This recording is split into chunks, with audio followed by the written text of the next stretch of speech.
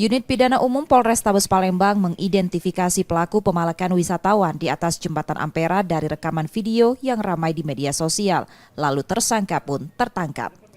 Tersangka ditangkap di rumah keluarganya di Kecamatan Sukarami, Palembang. Belakangan tersangka diketahui bernama Budiman Dewantara, warga Kecamatan Seberang Ulus 1. Dari tersangka, polisi menyita senjata tajam yang digunakannya saat memalak dan pakaian tersangka saat melakukan kejahatan. Polisi menerangkan tersangka sudah beberapa kali melakukan pemalakan dengan lebih dulu mabuk minuman keras. Minum mabuk ya, dengan kondisi situasi agak mabuk, kemudian melihat ada wisatawan yang sedang jalan didekati untuk meminta sejumlah uang. Dengan menodongkan senjata tajamnya dan mengancamnya, akhirnya korban memberikan uang sebesar Rp5.000. Aksi pemalakan yang dilakukan tersangka pada seorang wisatawan di atas Jembatan Ampera ramai di media sosial.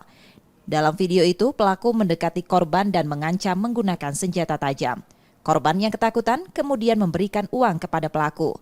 Karena perbuatan itu, tersangka terancam hukuman 15 tahun penjara. Yudi Kiswanto, Kompas TV, Palembang, Sumatera Selatan.